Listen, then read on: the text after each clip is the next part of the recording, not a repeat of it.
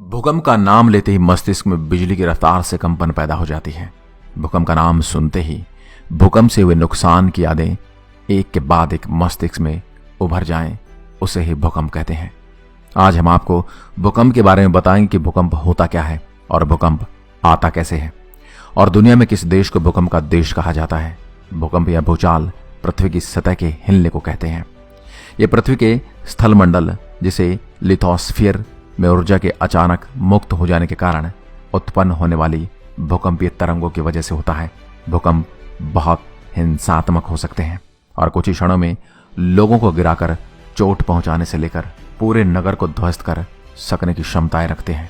विज्ञान के नजरिए से अगर हम देखें तो पृथ्वी 4 सतहों से बनी हुई है, जिनका नाम है inner core, outer core, main core और क्रस्ट, और ऊपरी मेटल को लिथोस्फीयर कहा जाता है और उसकी लंबाई 50 किलोमीटर की होती है।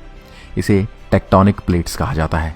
यही प्लेट्स जब आपस में टकराती हैं तो कंपन पैदा होती है, और जब कंपन पैदा होती है तो धरती हिलती है, और जब धरती हिलती है तो ये बताना कि नहीं महसूस करने की जरूरत है कि क्या होता है। भूकंप का मापन भूकंप मापी यंत्र से किया जाता है, जिसे सिस्मोग्राफ कहा जाता है। एक भूकंप का अघूर्ण परिमाप मापक्रम पारंपरिक रूप से नापा जाता है या संबंधित और अप्रचलित रिएक्टर परिणाम लिया जाता है। 3 या उससे कम रिएक्टर परिणाम की तीव्रता का भूकंप अक्सर अगोचर होता है, जबकि 7 रिएक्टर की तीव्रता का भूकंप बड़े क्षेत्रों में गंभीर क्षति का कारण होता है। झटकों की तीव्रता का मापन विकसित मर्कली पैमाने पर किया जाता है। पृथ्वी की सतह पर भूकंप अपने आप को भूमि को हिलाकर या विस्थापित करके प्रकट करता है। जब एक बड़ा भूकंप उपकेंद्रित अपतटीय स्थिति में होता है, यह समुद्र के किनारे पर पर्याप्त मात्रा में विस्थापन का कारण बनता है, जो सुनामी का कारण है। भूकंप के झटके कभी कभी भूस्खलन और ज्वालामुखी गतिविधियों को भी पैदा कर सकते हैं।